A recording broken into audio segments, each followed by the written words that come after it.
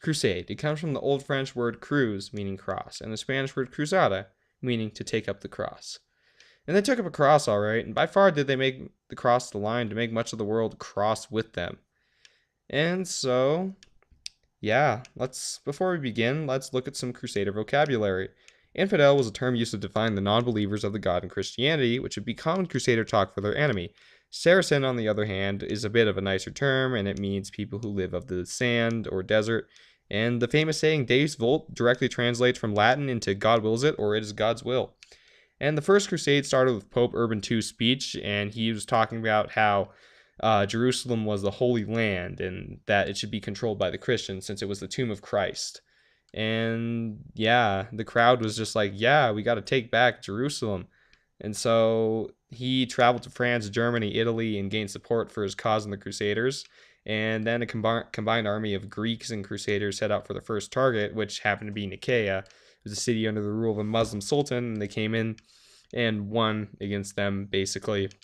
And on their way, they decided to also take and capture Arslan, but the Turkish, by that point, were starting to get mad at the Crusaders for killing everybody, and so they sent a bunch of Muslims to confront the Crusaders, and they drove them back to the city of Antioch.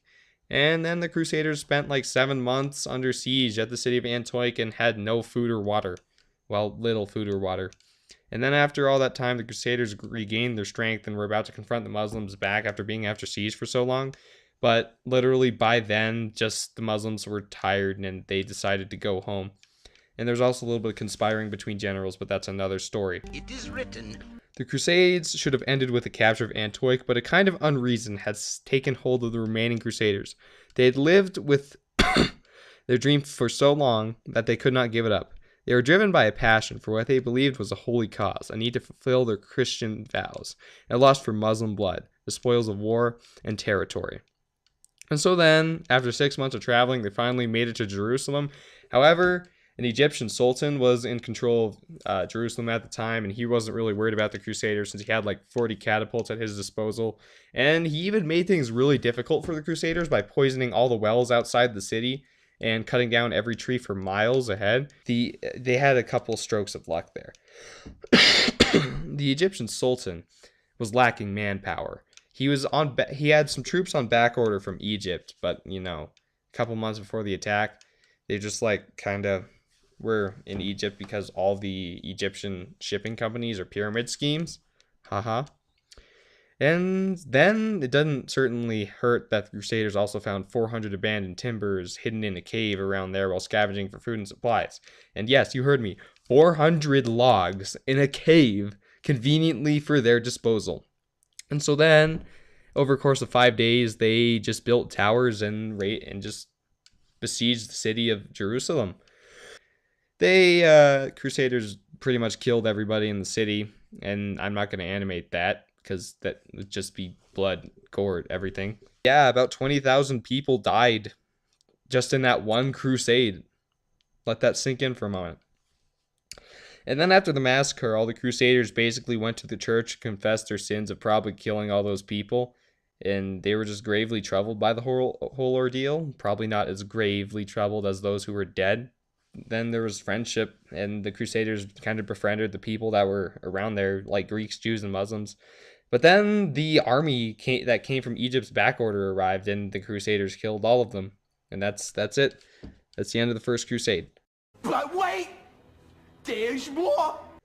And now the Second Crusade. The Second Crusade, its only purpose was pretty much to set up events for the later Crusades. And the Muslim named Zengi wanted to reclaim Edessa, which was the weakest of the Christian kingdoms. And he spared the Christians when he besieged the city, but killed every Muslim woman and child and man.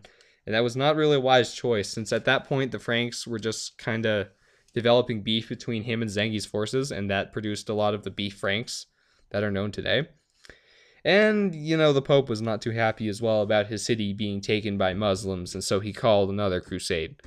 And what did the Crusaders do? They put the city of Ascalon under siege for 4 months and took control of it. And that's it, really. Oh, right. And then there's a guy named Saladin. Saladin was Zengi's successor, and he was a fierce Muslim warrior. And that was all there was to the Second Crusade. And now the Third Crusade, let me tell you, it was like waiting for this year's election to be over. By this point, the Muslims in Jerusalem had a 10-year peace treaty, and then 90% of that Third Crusade was breaking that peace treaty to provoke Saladin.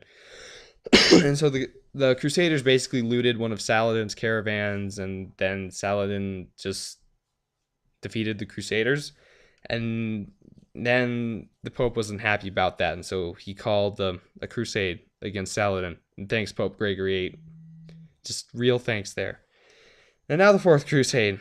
We don't talk about the Fourth Crusade. It was a bad time. Like a really, really bad time. In the throne in Rome was Pope Innocent III, who was pretty much a summary of all Austin Powers villains, and he believed that since he was Pope, he basically got to control all of God's land on Earth. But yeah, he just wanted it all. And so he called a crusade, and Europe didn't really want to do so as the cost was kind of high. And the Fourth Crusade just kind of turned into a scramble for money and was a power grab. And yeah, like 2/3 of the Crusaders just didn't want to do it, but there was still 1/3 that still did that. And so the Pope arranged to get all his troops transported to Venice. And so all the Crusaders went to Venice, but when they got there, about 1/3 of the expected men arrived. So they had to pay the Doge or Duke of Venice 3 times as much as they would have otherwise. And then, yeah, to make up the difference, because they still didn't have enough money to pay for it all, they had to go besiege the city of Zara. You know why this was ironic? Zara was a Christian city, but they did it anyway and took the city in 5 days. They weren't too happy about it because, Christians. But apart from that, they should have been on their way to the Holy Land now, right? Right? Rock. Wrong. That is. The Doge of Venice was obsessed with taking over the Byzantine Empire like the Pope was obsessed with Jerusalem. The fresh Prince Alexius of Byzantine was convincing enough to the Crusaders to besiege Byzantium by promising them money and the church's allegiance to the Pope. And so the Crusaders basically took the city with no trouble, and Alexius was appointed the ruler of the city. And the citizens, however, Byzantium didn't really like that, and his most trusted advisor kind of murdered him in his sleep. And for whatever reasons, the Crusaders weren't happy about that either. And so then the Crusaders did what they do best, and they pillaged and murdered the citizens of Byzantium to their heart's content. And even though the city was bankrupt, Byzantine Empire still held a lot of wealth from the accumulated foreign goods thanks to interconnection between the empires of that time. So then, with a bunch of loot, all the Crusaders just kind of went home. And they didn't even retake Jerusalem, which was what they set out to do in the first place. And yeah, that's it. Now for the Fifth Crusade. The Fifth Crusade was simply a disaster. Just because Pope Innocent III was feeling like it one day, he told all the Crusaders to go attack Egypt. And then a year later, he just died. But 5 years after that, the Crusaders still decided to go attack Egypt anyway. And 40k Crusaders and 5k Roman Knights set up for Egypt and attacked them in the summer. And then the Crusaders got their asses handed to them. And the Crusaders had to beg for mercy, and the Egyptians released them for an 8-year peace treaty. And so then they just went home, and that was the end of the Fifth Crusade. And now in the Sixth Crusade, the Holy Land was just taken back without a single drop of blood spilled. This photo just sums it up really well enough, and that's really it. And then the Seventh Crusade was a non-existent crusade, essentially. Yeah. They tried attacking Egypt again, but they failed and decided to just go home. Because Muslim forces by that point, Muslim forces just took over Jerusalem. They took over Jerusalem, and the Pope wanted to call another crusade to retake Jerusalem, but by then Europe was just kind of sick of all the crusading and its high losses involved. And that's pretty much the Crusades.